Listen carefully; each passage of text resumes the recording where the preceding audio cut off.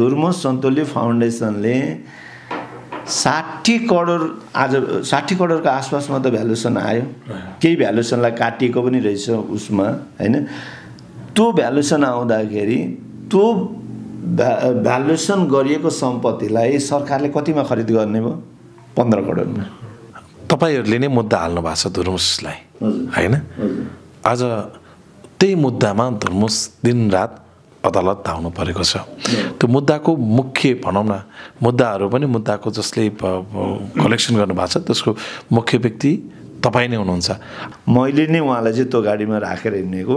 त्यो गाडीमा उहाँको धुर्मुसजीको सपना न साइनको कुनै पनि सम्बन्ध छैन त्यसमा। भनेको अहिले जे भिडियोहरू आइरहेको छ मिडियामा यत्रो करोडौँको गाडी हुँदाहुँदै हैन 2 करोडभन्दा बढी पर्ने गाडी चढेर आज सहयोग चाहिँ माग्न जानुपर्ने महानगरसँग पैसा माग्न जानुपर्ने भनेर समाचारहरू आएको छ। यो सबै फेक हो। यो त्यो गाडीमा त्यो समाचार लेख्ने सामाजिक सञ्जालका यदि धुर्मुस फस्यो भने ओली प्रचण्ड देउबा पनि भनौँ न शशाङ्क कोइराला त अब देउबाकै पार्टीमा रहेछ। यी तिनै दल फस्ने देखियो होइन यदि धुर्मुस गलत हो भने। केपी शर्मा ओलीज्यूको विशेष आतिथ्यमा रेणु दाहालज्यूले चाहिँ सहयोग गर्नुभएको छ। त्यसपछि पूर्व प्रधानमन्त्री माननीय पुष्पकमल दाहाल प्रचण्ड अनि त्यसमा अझै पनि लेखिएको छ। प्रचण्ड मात्रै लेखेको छैन, अध्यक्ष नेकपा पनि लेखिएको छ। 2080 सालमा मेरो विचारमा कमरेड प्रचण्ड नै प्रधानमन्त्री हुनुहुन्थ्यो होला। उहाँ प्रधानमन्त्री हुँदाखेरि 12 करोड रुपियाँ बजेट विनियोजन भएको थियो। त्यसमा प्रश्नसँग लेखेको थियो सिर्जित बक्यौता भुक्तानीको लागि भनेर चाहिँ अर्थ मन्त्रालयले बजेट महानगरलाई पठाएको थियो। त्यो बजेट पनि वितरण भएन। रोबर साक्षीहरूको नाम पढ्नु होला। नेपालमा सायद यतिको कागजात बिरेलै रूपमा बनेको होला।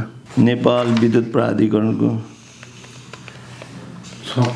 होइन यहाँ हेर्नुहोस् नेपाल विद्युत प्राधिकरणकै यो महानगरकै लेटर हेर्नु सक्नुभएको ज्यूलाई भरतपुर महानगरपालिकाको मेयरज्यूलाई अनि नेपालका अरू वरिष्ठ जसले चाहिँ यो रोबरमा सही गर्नुभएको थियो उहाँहरूलाई त थाहा थियो नि। प्रत्येक मुद्दामा 17वटा मुद्दाको लागि उहाँले चाहिँ अब 17वटा मुद्दालाई खर्च गर्ने वकिललाई खर्च गर्ने या त उहाँसँग आर्थिक क्षमता हुनु पर्यो, आर्थिक रूपमा सक्षम हुनु पर्यो। होइन भने त कानुन अनुसार उहाँले। सर स्वागत छ। धन्यवाद। केही दिन अगाडि तपाईँ र धुर्मुस भरतपुर महानगरपालिका जानुभयो। गाडीको अहिले चर्चा छ। गाडीमा तपाईँले धुर्मुसलाई तानेर लिएर गइरहनु भएको। त्यो गाडी धुर्मुसको कि तपाईँको? यो गाडीको विषयमा तपाईँले जुन प्रश्न राखिदिनु भयो यो चाहिँ एकदमै समय सान्दर्भिक र यो चाहिँ अब मान्छेको इज्जत प्रतिष्ठासँग पनि जोडिएको प्रश्न जस्तो मलाई लाग्छ। यो गाडी वास्तविकमा म आफै चढेर यो चितवनमा एकजना हाम्रो हार्डवेयर व्यवसायी हुनुहुन्छ विशेषण कम्पनी। उहाँ चाहिँ नेपालको धेरै ठुलो हार्डवेयर व्यवसाय मध्येमा पर्नुहुन्छ। उहाँको पनि यो अहिले चाहिँ धुर्मुस सन्तोली फाउन्डेसन उहाँले पनि सामान आपूर्ति गर्नुभएको थियो र त्यही मिटिङमा महानगरपालिकामा हुने मिटिङमा चाहिँ त्यो गाडीमा चाहिँ उहाँ र म नै गएको थियौँ। त्यहाँनिर पछिबाट चाहिँ धुर्मुसजीको अलिकति सहज अवस्था नभएर अलिक भावुक धेर हुनुभएकोले गर्दाखेरि धेरै मान्छेले उहाँको चाहिँ भिडियो पनि दिइरहेको थिए। त्यहाँनिर उहाँले कुनै पत्रकार सम्मेलन चाहिँ गरे होइन, तर धेरै मान्छेहरूले चाहिँ उहाँले त्यो उहाँको भावुकपन चाहिँ हामी आपूर्तिकर्ताहरूलाई नै सुनाउँदै हुनुहुन्थ्यो। अनि त्यही कुरामा चाहिँ धेरै मान्छेहरू उहाँको भिडियो लिइरहेको थिए, भावुकपन भइरहनु भएको थियो। अब मलाई चाहिँ फेरि कस्तो फिलिङ भयो भने अब यो चितवन भरतपुरमा उहाँले त्यत्रो काम गर्नुभएको छ, उहाँका शुभचिन्तक उहाँलाई माया गर्ने पनि मान्छे धेरै होलान्। अब यो कुरा अलिकति स्प्रेड हुँदै गइसकेपछि त्यहाँ असहज अवस्था पनि सिर्जना हुन सक्छ कि भन्ने मलाई आङ्कलन गरेर मैले नै उहाँलाई चाहिँ त्यो गाडीमा राखेर हिँडेको। त्यो गाडीमा उहाँको धुर्मुसजीको सपना न साइनको कुनै पनि सम्बन्ध छैन त्यसमा। भनेको अहिले जे भिडियोहरू आइरहेको छ मिडियामा यत्रो करोडौँको गाडी हुँदाहुँदै होइन 2 करोडभन्दा बढी पर्ने गाडी चढेर आज सहयोग चाहिँ माग्न जानुपर्ने महानगरसँग पैसा माग्न जानुपर्ने भनेर समाचारहरू आएको छ। यो सबै फेक हो। यो त्यो गाडीमा त्यो समाचार लेख्ने सामाजिक सञ्जालका न्यायाधीशहरूले चाहिँ त्यो गाडीको नम्बर पनि याद गरेर यातायात विभागमा गएर चाहिँ सोधे भइहाल्यो नि। सिम्पल आन्सर छ। यो त 10 मिनट पनि लाग्दैन यो पत्ता लगाउन त्यो गाडी कसको धुर्मुसको छ या होइन। किनभने त्यो भिडियोमा धुर्मुसलाई तानेर गाडीमा चढाउने मै हो। त्यो गाडीमा प्रष्टसँगले त्यो गाडीको चाहिँ नम्बर प्लेट देखिएको छ। त्यो नम्बर प्लेटमा त्यो गाडी कसको नाममा दर्ता छ भन्ने त थाहा भइहाल्छ। ओके, म तपाईँसँग कुरा गर्नुभन्दा अगाडि नै मैले धुर्मुसलाई सोधेको थिएँ तपाईँको गाडी उहाँ चढ्नु पनि हुन्थ्यो कि त्यही सेतै खालको गाडी थियो उहाँको। त्यसो भने तपाईँको गाडी चाहिँ खोइ त भन्दाखेरि मैले जससँग ऋण लिएको थिएँ उहाँहरूको चाहिँ सहजताका लागि अझ फाउन्डेसनको रिन्यू गर्न मैले गाडी बेचेँ पनि भन्नुभएको थियो होइन, त्यो सत्य हो? अब यो चाहिँ उहाँको व्यक्तिगत कुरा हो। तर मैले पनि सुन्नमा के आएको थियो भने हामीसँग रहेको बक्यता यो चाहिँ निजी क्षेत्रमा रहेको बक्यता थियो, तर सर्टेन करका कुराहरू पनि थिए त्यहाँनिर जुन करमा को दायरामा परेको कुरालाई त हामी जस्तो बक्यता वर्षौँसम्म सहेर कर कार्यालय त बस्दैन। त्यसमा चाहिँ उहाँले त्यो कुरो पनि हामीलाई राख्नु भएको थियो। म अब मेरो गाडी बेचेर म कर तिरिराखेको छु, फेरि धुर्मुससँग चाहिँ यतिखेर चाहिँ कर तिर्ने पैसा हुन्छ तपाईँहरूको चाहिँ तिर्न हुँदैन भनेर फेरि तपाईँहरू चाहिँ मसँग झगडा गर्न चाहिँ नआउनु होला है भने त्यो कुरो चाहिँ उहाँले राख्नु भएको थियो हामीसँग पनि। ओके, भनेको उहाँले कर चाहिँ तिरिरहनु भएको थियो त्यो जुन बक्यता कर त तिरेन भने करको त आफ्नै सिस्टमको चाहिँ उसको क्यालकुलेसन हुन्छ। तपाईँले देखेको धुर्मुस के चढेर हिँड्छन् त यदि गाडी उहाँसँग छैन भने? मैले देखेको धुर्मुस एकदम मास्क लगाउने र एउटा बाइकको पछाडि चाहिँ कसैले हाँकेको बाइकको पछाडि चाहिँ हिँड्ने काम गर्छन् धुर्मुसले। मैले देखेको धुर्मुस त्यही हो। कति भयो त्यसरी हिँड्न थालेको? मैले यो भुक्तानीको लागि चाहिँ हाम्रो कम्पनीसँग रिलेटेड भुक्तानीको लागि चाहिँ पहल सुरु गरेको धेरै वर्ष भइसक्यो र यो बिचमा मैले धुर्मुसलाई पनि यही विषयमा छलफल गर्नलाई कहिले हामी अफिसमा उहाँको अफिसमा जान्थ्यौँ, कहिले उहाँलाई हाम्रो अफिसमा बोलाउँथ्यौँ। किनभने त्यतिखेरसम्म चाहिँ हामी धुर्मुससँग मात्रै पैसा मागिरहेका थियौँ। अनि त्यो सिलसिलामा हामीलाई भेट्न आउँदाखेरि पनि उहाँ त्यही बाइकै पछाडि बसेर आएकै मैले देखाएको छु। उहाँ चितवन एकचोटि जाँदाखेरि चाहिँ उहाँ अरूकै गाडीमा नै जानुभएको होइन। त्यसैले धुर्मुससँग चाहिँ गाडी छ भने चाहिँ मसँग चाहिँ त्यो गाडीमा चढेर चाहिँ कहिले पनि आएको चाहिँ मैले चाहिँ देखाएको छैन। ओके, अब अर्को एउटा विषय, यो गम्भीर विषय पनि छ। तपाईँहरूले नै मुद्दा हाल्नु भएको छ धुर्मुसलाई होइन। आज त्यही मुद्दामा धुर्मुस दिनरात अदालत धाउनु परेको छ।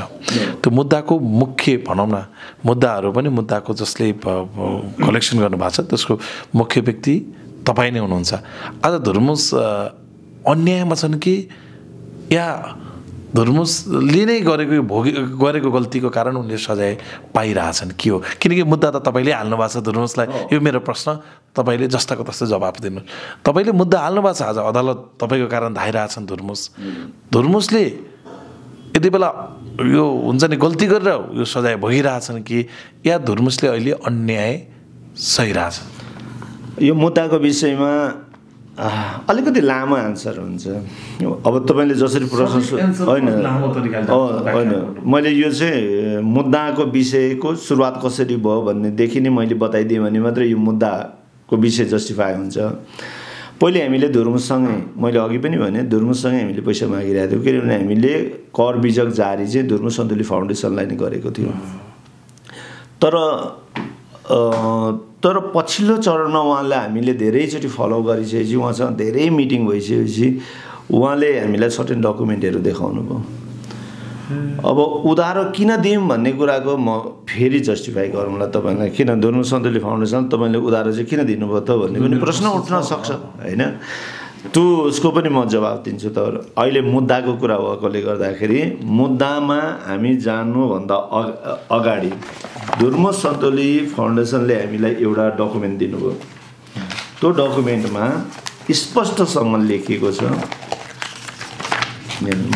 म तपाईँसँग एकदम प्रमाणको आधारमै हामी काम गरेको छौँ। हामीले यो धुर्मुस सन्तुली फाउन्डेसनले दिएको मन्जुरनामाको कागजात हो।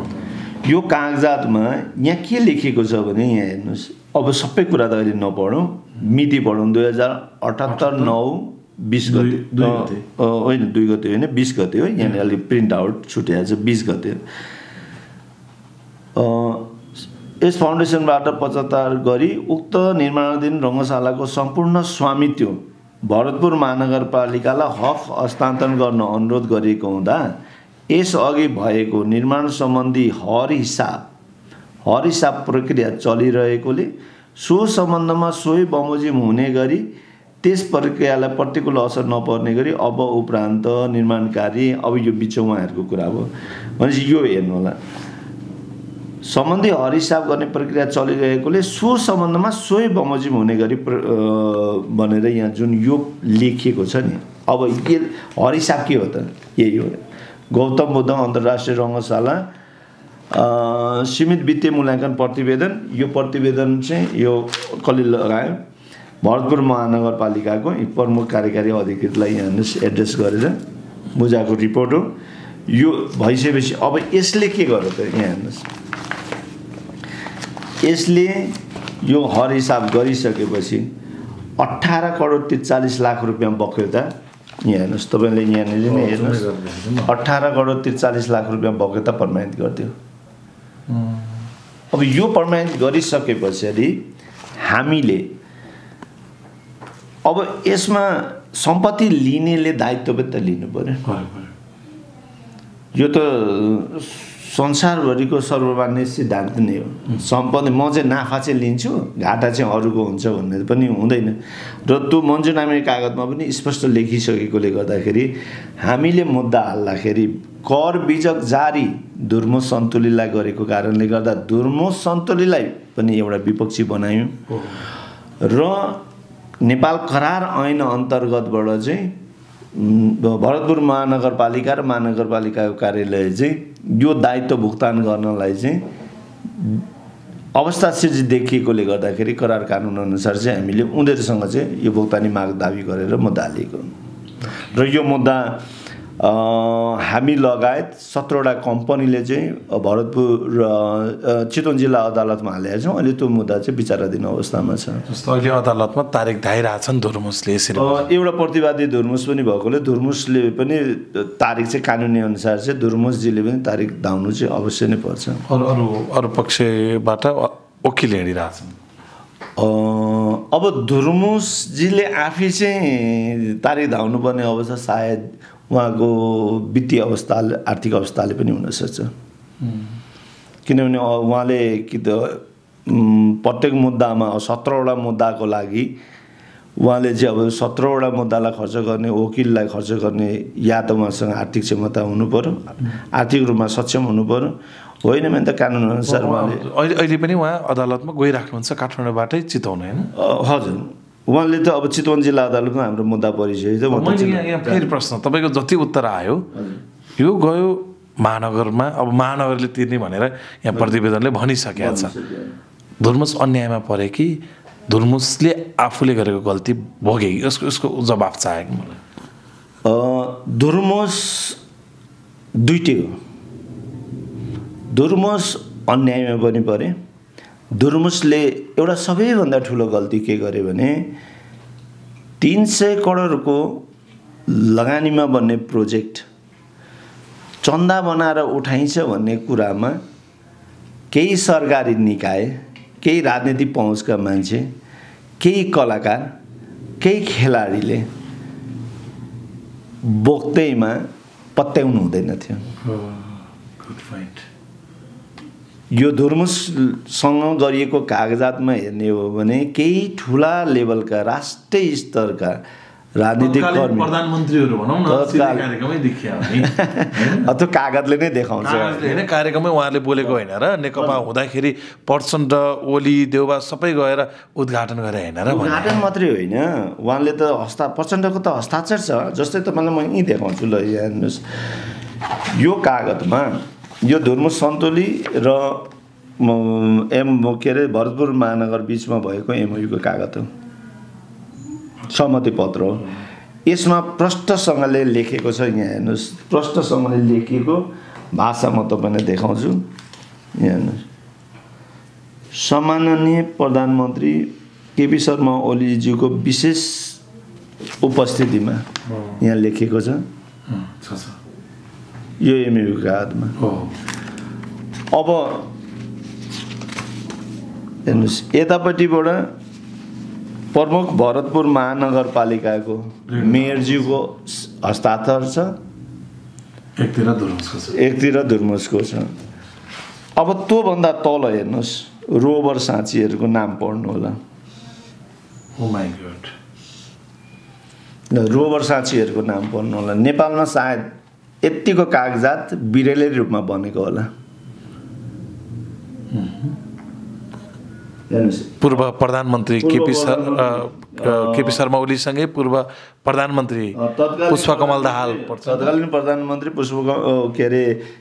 केपी शर्मा ओलीज्यूको विशेष आतिथ्यमा रेणु दाहालज्यूले चाहिँ सही गर्नुभएको छ। त्यसपछि पूर्व प्रधानमन्त्री माननीय पुष्पकमल दाहाल प्रचण्ड, अनि त्यसमा अझै पनि लेखिएको छ, प्रचण्ड मात्रै लेखेको छैन, अध्यक्ष नेकपा पनि लेखिएको छ है। एउटा नेपालको ठुलो पार्टी मध्येको कम्युनिस्ट पार्टीको चाहिँ अध्यक्ष माननीय डाक्टर शशाङ्क कोइराला महामन्त्री नेपाली काङ्ग्रेस, अर्को ठुलो राजनीतिक दल। माननीय सुरेन्द्र पाण्डे पूर्व अर्थमन्त्री नेकपा एमाले हुनुहुन्थ्यो होला त्यतिखेर। त्यसपछि समाजका गण्यमान्य व्यक्तित्वहरू मैले अघि तपाईँलाई भने नि, केही कलाकार, केही राजनीतिकर्मी, वरिष्ठ राजनीतिकर्मी नामै तोक्दैन। अब कलाकारमा तपाईँ हेर्नुहुन्छ भने मदन कृष्ण श्रेष्ठ वरिष्ठ हास्य कलाकार, उहाँको पनि सिग्नेचर छ। त्यसपछि हेर्नुहोस् माननीय कृष्ण भक्त पोखरेल कानुन न्याय र मानव अधिकार समिति पूर्व सांसद पनि हो त्यहाँको। हजुर। श्री मदन शर्मा वरिष्ठ चार्टर्ड एकाउन्टेन्ट, श्री नेत्र प्रसाद सुवेदी प्रमुख प्रशासकीय अधिकृत भरतपुर महानगरपालिका, जो कागज गर्दा उहाँ हुनुहुन्थ्यो होला। श्री कुञ्जना घिम्रे उपाध्यक्ष धुर्मुस सुन्तली फाउन्डेसन, श्री रेशम ढकाल वरिष्ठ इन्जिनियर संयोजक प्राविधिक समिति धुर्मुस सुन्तली फाउन्डेसन, श्री टिकाराम भट्टराई वरिष्ठ अधिवक्ता कानुनी सल्लाहकार धुर्मुस सुन्तली फाउन्डेसन, श्री गोपीलाल देवकोटा अधिवक्ता कानुनी सल्लाहकार भरतपुर महानगरपालिका। भनेपछि यो कागज गर्दाखेरि धुर्मुस सुन्तली फाउन्डेसनकोबाट पनि कानुनी सल्लाहकार हुनुहुन्थ्यो।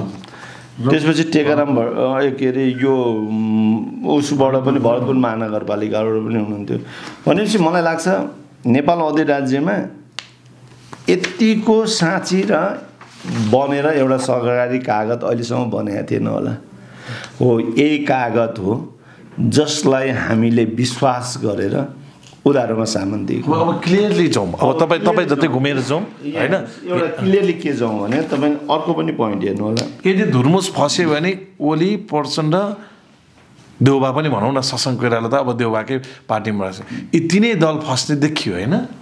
यदि धुर्मुस गलत हो भने त्यसरी पनि म भन्न सक्दिनँ, किनभने धुर्मुस साँच्ची भनेपछि त उही त हो नि, कसैको चोरको साँच्चै चोरै भयो होइन र हामीले त त्यही बुझ्ने हो नि त, हो कि भन्नुहोस् न, हामीले अहिलेसम्म बुझेको यो चाहिँ नेपाली उखानमा चाहिँ त्यो किसिमले हुन्छ होला। तर कार्य गर्दाखेरि एउटा नेपालमा यतिको प्रोफाइल मान्छेले कुनै पनि मान्छेलाई म साथ र सहयोग गर्छु भनेर गरेको कार्यक्रम फेल हुनु हुँदैन थियो। सायद राजनीतिक केही प्रतिबद्धता पनि थियो होला, किनभने 300 को यहाँ हेर्नुहोस् रङ्गशाला निर्माण लागत 3 अर्बको हुने प्रारम्भिक अनुमान गरिएको छ भनेर यो कागजमा प्रष्ट लेखिएको छ। जब 3 अर्बको प्रोजेक्ट नेपाली जनताबाट देश विदेशबाट जहाँ पनि धुर्मुस सुन्तली फाउन्डेसनबाट मागेर पुग्दैन भन्ने कुरा आङ्कलन त प्रधानमन्त्रीज्यूलाई, प्रधानमन्त्री भइसक्नु भएको ज्यूलाई, भरतपुर महानगरपालिकाको मेयरज्यूलाई, अनि नेपालका अरू वरिष्ठ जसले चाहिँ यो रोभरमा सही गर्नुभएको थियो उहाँहरूलाई त थाहा थियो नि। त्यो थाहा नभएको भए फेरि पछि हामी जिम्मा लाउने छौँ नसकेको खण्डमा किन लेख्थ्यो त, त्यो थाहा थियो त होइन। त्यहाँनिर कहाँनिर गएर अर्को पनि फरक छ भने तपाईँले यहाँ हेर्नुहोस्, यो एमओयू कागजमा धुर्मुस सुन्तली फाउन्डेसनले गरेको कार्य चाहिँ प्रत्येक चौमासिक रूपमा चाहिँ हिसाब बुझाउने भनेर चाहिँ एमओयूमा छ। भनेपछि प्रत्येक 4 महिनामा धुर्मुस सुन्तली फाउन्डेसनको अवस्था के थियो भन्ने कुरो त उहाँहरूलाई जानकारी थियो नि त। भनेपछि अब यहाँ के देखियो भने धुर्मुसले रोइ कराई गरेर जसरी गए पनि स्टेडियम बनाउँदैछ, उधारो पनि ल्याउँदैछ, अहिले उठेको पैसाको पनि तिर्दै पनि छ धुर्मुसले। भनेपछि हामी किन बिचमा परिरहने त? रङ्गशाला बने हाम्रोमा बन्छ, बनेन दुर्मुस बस्छ, त्यही बदनाम हुन्छ। आधा काम गरेर दुर्मुसले छोड्यो भनेर त्यही बदनाम हुन्छ भन्ने मेन्टालिटीले पनि यो काम अगाडि बढेको थियो कि जस्तो देखिन्छ अहिलेको अवस्थालाई हेर्दा। तपाईँ जति घुमाएर गए पनि यहाँ क्लियर के बुझिन्छ भने हजुरले यत्रो मुद्दाको लिड गर्नुभएको छ, दुर्मुसले त्यो मुद्दाहरू खेपिरहेछन्, तपाईँको घुमौरो तरिकाले जवाफ मेरो कोणबाट है तपाईँको आएको जवाफ अनुसार दुर्मुस यो केसमा एक चरण अन्यायमा परे भन्ने खालको घुमौरो जवाफ आयो। किनभने तपाईँ त अन्तिममा महानगरसँग फेरि अब यो पैसा तिर्दिए मेरो भनेर जानुपर्ने अवस्था बन्यो भनेपछि दुर्मुस अहिले यो परिस्थितिमा चाहिँ अन्यायमा परेकै हुन्। अब चाहिँ हामीले भन्न सक्छौँ दुर्मुस किन पनि अन्यायमा परिरहेछन् भने 2080 सालमा मेरो विचारमा कमरेड प्रचण्ड नै प्रधानमन्त्री हुनुहुन्थ्यो होला। उहाँ प्रधानमन्त्री हुँदाखेरि 12 करोड रुपियाँ बजेट विनियोजन भएको थियो। त्यसमा प्रष्टसँग लेखेको थियो सिर्जित बक्यौता भुक्तानीको लागि भनेर चाहिँ अर्थ मन्त्रालयले बजेट महानगरलाई पठाएको थियो। त्यो बजेट पनि वितरण भएन, फिर्ता भयो। त्यो बजेट पनि महानगरबाट फिर्ता गयो। उहाँहरूले चाहिँ फेरि के देखाउनु भने हामी चाहिँ यो साउन 20 गतेसम्म फेरि यसलाई फिर्ता ल्याउने कोसिस गर्छौँ र तपाईँहरूसँग मिटिङ गर्छौँ भनेर चाहिँ जवाफ दुर्मुसजीलाई दिएको कुरा चाहिँ हामीले सुन्नमा पनि आएको थियो। त्यो पैसा किन दिएको थियो त दुर्मुसलाई? दुर्मुसले आएर धेरै मेहनत गरे, अब जाने बेलामा अलिकति पैसा लिएर जाउन् भनेर दिएको त थिएन हो। भनेपछि दुर्मुसले यो कार्य गर्दाखेरि चाहिँ 18 करोड 43 लाख बगौता निस्केको छ। त्यसमा अहिले चाहिँ 18 करोड मैले बजेट मैले 12 करोड बजेट छुट्याएको छु, त्यसबाट तिर न, पछि अरूलाई हेरौँला भन्ने अर्थमा नआएको थियो, तर त्यो तिरेन। अहिले आएर चाहिँ फेरि 15 करोड बजेट आयो। 15 करोड बजेट आउँदाखेरि तपाईँले हेर्नुहोस् यसमा यो खेलकुद मन्त्रालय रातो किताबमै तपाईँ हेर्नुहोस् प्रष्टसँगले यहाँ लेखेको छ।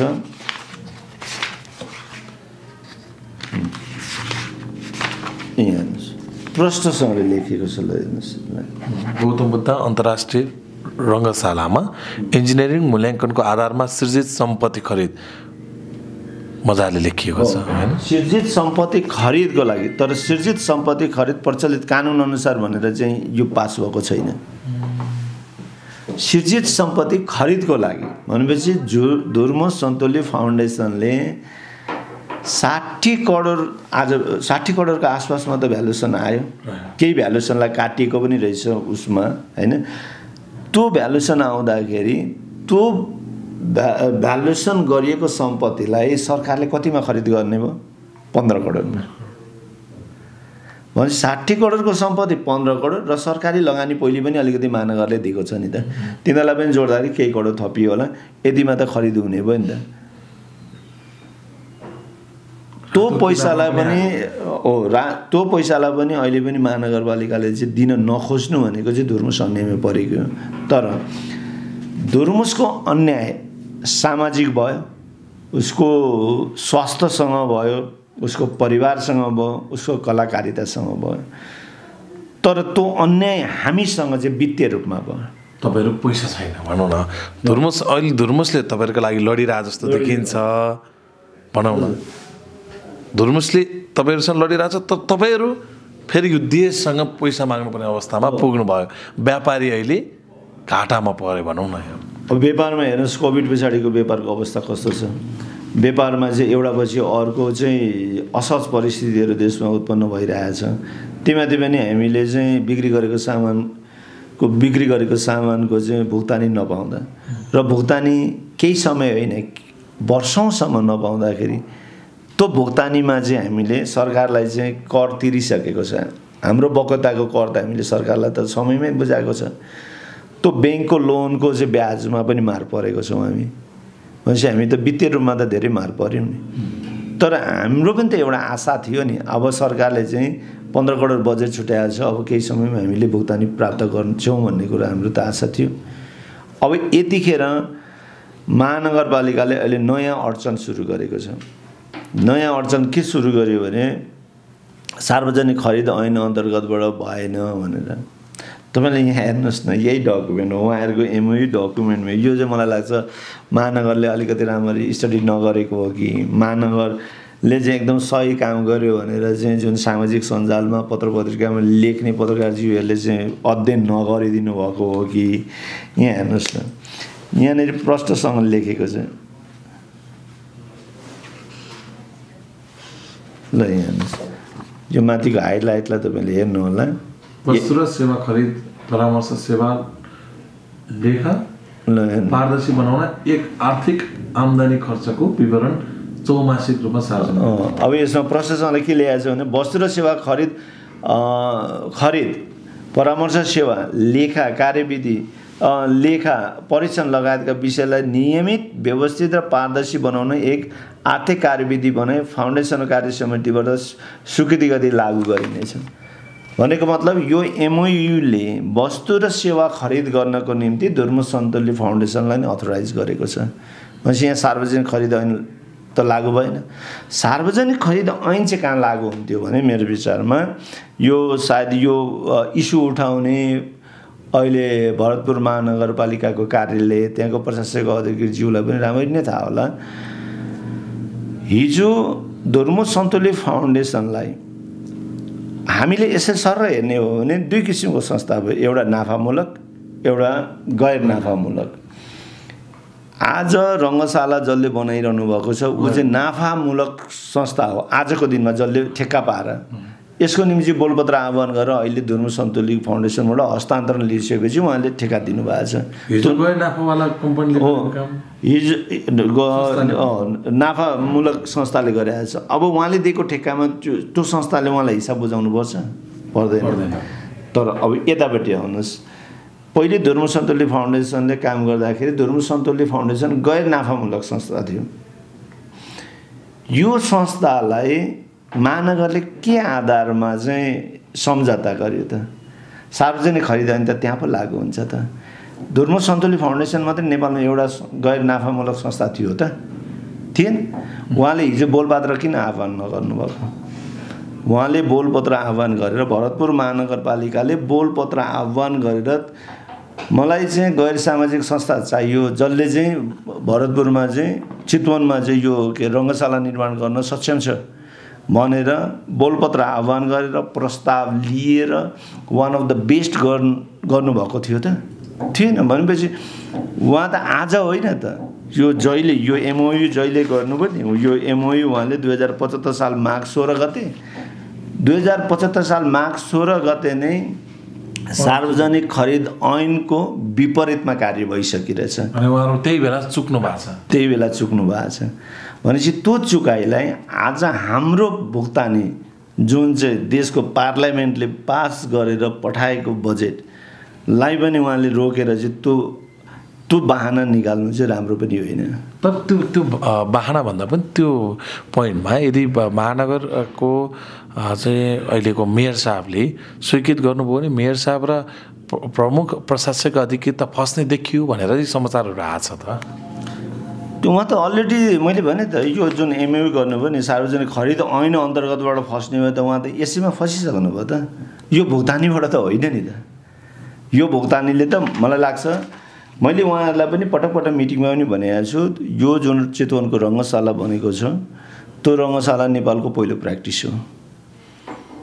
मैले उहाँलाई यतिसम्म भनेको छ, तपाईँ भरतपुर महानगरपालिकाले पहिलो 1 रुपियाँ पनि मागेर, सिधा नेपाली भन्दा मागेर इङ्ग्लिस भन्दा डोनेसनबाट चाहिँ बनाउँछु भन्ने डिपिआर कुन कानुनलाई टेकेर पास गर्नुभयो त? भनेपछि यो त कानुन भन्दाखेरि पनि यो संवेदना, इच्छा शक्ति, भावनामा आधारित प्रोजेक्ट हो नि त। त्यसैले यो प्रोजेक्टको सबै कुरा कानुनमा समेटिन सक्दैन। पहिलो प्र्याक्टिस छ, सबै चिजको पहिलो प्र्याक्टिस छ। भनेपछि सबै चिजको पहिलो प्र्याक्टिस छ भने कतिपय कुरामा चाहिँ मानवीय संवेदना होइन, समाजको कानुन है, यिनीहरूलाई पनि हेर्नुपर्छ। तपाईँलाई मन लाग्छ भरतपुर हामीलाई भुक्तानी दिँदा भरतपुर महानगरपालिका फस्ने, तर यही 18 करोड 43 लाखको बकेतामा महानगरपालिकाले कुनै अर्को संस्थालाई भुक्तानी गरेको छ भने महानगरपालिकालाई कानुन नलाग्ने त्यस्तो पनि कानुन हुन्छ त? त्यो त नहुनु पर्ने। लिको मिटर नामसारी गर्ने भनेर चाहिँ उहाँले गरिसक्नुभयो। म तपाईँलाई एकदम प्रष्ट मैले जति बोल्छु प्रमाणसहित हामीले अहिलेसम्म भेटिएको प्रमाणको आधारमा बोलिरहेछौँ र यही प्रमाणले हामीलाई चाहिँ मुद्दासम्म पुर्याएको हेर्नुहोस्। यहाँ प्रष्टसँगले भरतपुर महानगरपालिकाले यो चिठी इस्यु गरेको छ कसलाई? नेपाल विद्युत प्राधिकरणलाई। उहाँले कति भुक्तानी गर्दै हुनुहुन्छ? 10 लाख। हेर्नुहोस् 10,89,913 रुपियाँ भुक्तानी गर्दै हुनुहुन्छ। उहाँले तिर्दिसक्नुभयो त्यो बिजुली तिर्दिसक्नुभयो। तर यो महानगरले यो विद्युतको बकेता चाहिँ तिर्नुपर्ने कति थियो भन्दा हेर्नुहोस् म तपाईँलाई ल नेपाल विद्युत प्राधिकरणको होइन यहाँ हेर्नुहोस् नेपाल विद्युत प्राधिकरणकै यो महानगरकै लेटर हेड हो। उहाँहरूले स्वीकार गर्नुभएको बकेताको लिस्टमा यहाँ हेर्नुहोस् त 8,90,000 रुपियाँ तिर्न बाँकी थियो। उहाँले कति तिर्नुभयो? 10,89,000। यसको मतलब उहाँले के गर्नुभयो? जरिमाना सहित भुक्तानी गर्नुभयो। यो भुक्तानी गर्नलाई उहाँलाई कुन कानुनले किन रोकेन त? र यही बकेताको लिस्टबाट अन्यलाई चाहिँ भुक्तानी गर्न उहाँलाई चाहिँ यतिखेर सबै कानुनले रोकिरहेछ। यसलाई चाहिँ किन रोकिएन? यो उहाँले यो चाहिँ किन चाहिँ उहाँले नामसारी गर्नुभयो तपाईँलाई थाहा छ? यहाँ हेर्नुहोस् भरतपुर महानगरपालिकामा धुर्मु सन्तोली फाउन्डेसनबाट किन नामसारी कोबाट? धुर्मु सन्तोलीको नाममा मिटर बक्स थियो। भरतपुर महानगरपालिकामा सारिनलाई चाहिँ उहाँले एप्लाई गर्नुभयो। त्यसको उद्देश्य के कारणले? विद्युत प्राधिकरणको फर्ममा सोधिएको छ यो कुरा। ल हेर्नुहोस् हक हुने कारण हस्तान्तरण भनेपछि यो रङ्गशाला चाहिँ धुर्मु सन्तोली फाउन्डेसनले महानगरलाई हस्तान्तरण गरेकोले अब त्यहाँ भएको बिजुलीको मिटर पनि मेरो हुन्छ भनेपछि यो पनि ऋण त उहाँलाई हुनु पर्यो। यो बिजुलीको ऋण चाहिँ उहाँहरूले तिर्ने अनि तपाईँको बक्यौता चाहिँ नतिर्ने भन्ने तपाईँको प्रश्न। ओके यसमा त एउटै कानुन सिर्जित हुन्छ नि त बक्यौता। ओके ल ठिक छ। यो अलिक ठुलो रकमको कारण पनि यो अलिकति किचोलो भएको होला। मेरो लास्ट क्वेसन जे छ अहिले तपाईँले यत्रो कुरा भनिसकेपछि सम्भवतः पक्ष विपक्ष भन्दा पनि सिधा नेपालीहरूले बुझिसक्नु भएको छ। लास्ट क्वेसन लास्ट भनेको अब तपाईँले आफ्नो तौरबाट यसको जवाब दिनु होला। धुर्मुस डिप्रेसनमा परेका हुन्, उनले एन्जाइटीको दबाई खाइरहेछन्, उनी हस्पिटल गइरहेछन् कि यो हावा भिडियोहरू आइरहेछ?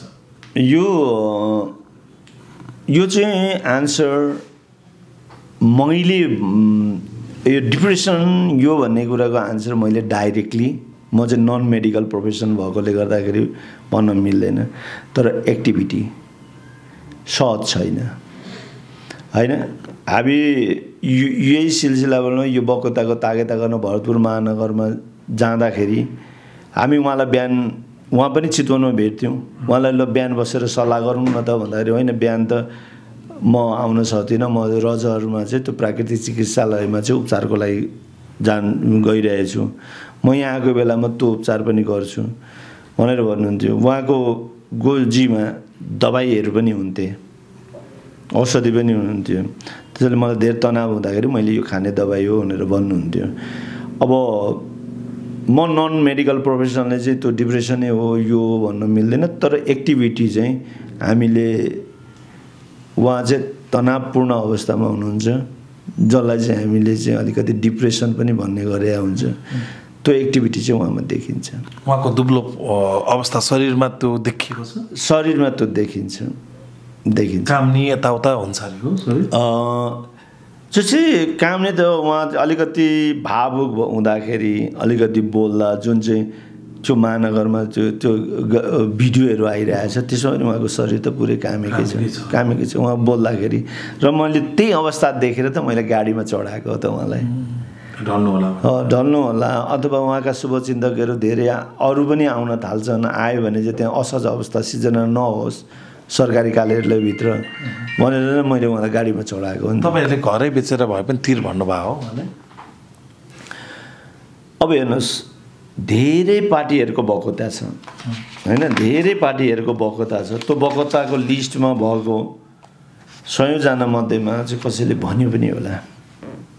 तपाईँले चाहिँ भन्नुभएको थिएन संयोजकको हिसाबले होइन, व्यक्तिगत रूपमा चाहिँ यस्तो हो नि, एउटा नेपालीको घर, एउटा साधारण कलाकारको घर चाहिँ बेचेर 18 करोडको ऋण तिर्ने खालको घर त सायद मैले त नेपालको उहाँभन्दा पनि ठुलो कलाकारको पनि नहोला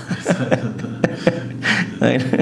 त्यसैले गर्दाखेरि उहाँको घरै बेच्दाखेरि पनि कति आउला, 2-3 करोड आउला। अहिले काठमाडौँमा त 2-3 करोडै पर्ला एउटा घरलाई होइन। यो साधारण नेपाली घर, एभरेज नेपालीमा हेर्ने हो भने कि त उहाँ हाई क्लासको बिजनेस पर्सन पनि होइन होइन। आज कलाकारितामा नभिजेको 5औं वर्ष भइसक्यो होइन, भएको पनि डुब्दै गयो। कतिचोटि त उहाँलाई फर्किने टिकटको व्यवस्था पनि हामीले गरिदिएको छ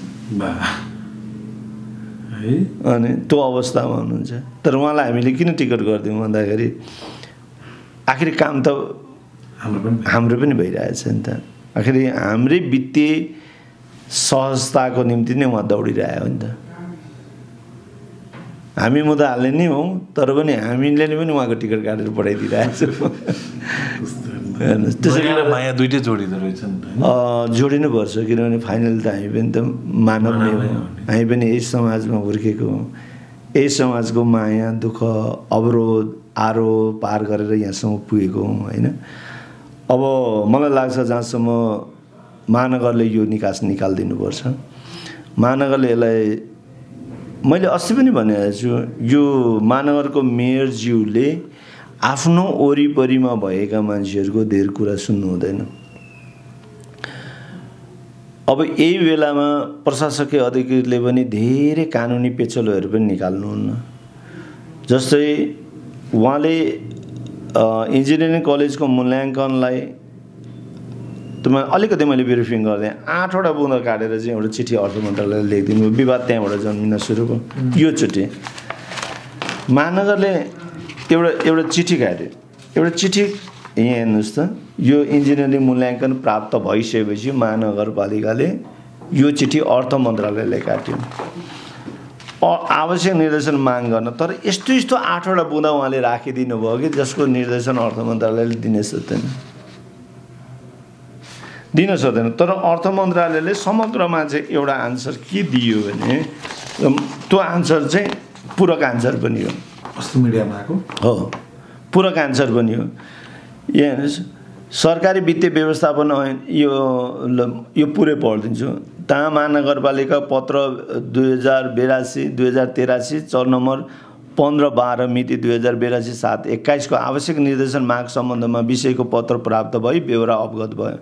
नेपाल सरकार मार्फत स्थानीय सरकारमा हुने वित्तीय हस्तान्तरण लगायतबाट सम्पन्न हुने आयोजना कार्यक्रम कार्यान्वयन गर्दा नेपालको संविधान र अन्तर सरकारी वित्तीय व्यवस्थापन ऐन 2074, स्थानीय सरकार सञ्चालन ऐन 2074 एवं आर्थिक कार्यविधि तथा सार्वजनिक खरिद सम्बन्धी प्रचलित ऐन कानुन बमोजिम सम्बन्धित स्थानीय तहबाट हुने र त्यस्तो अनुदान रकमबाट हुने कार्यक्रम क्रियाकलाप कार्यान्वयन चरणका सम्बन्धमा यस मन्त्रालयले छुट्टै निर्देशन हुनुपर्ने अवस्था नदेखेको बेहोरा अनुरोध छ।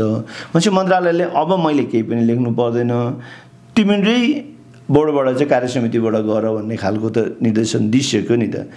अब उहाँहरूले केलाई मात्रै समात दिनुभयो भने सार्वजनिक खरिद ऐन, धुर्मुसले त सार्वजनिक खरिद ऐन पालनै गरेन।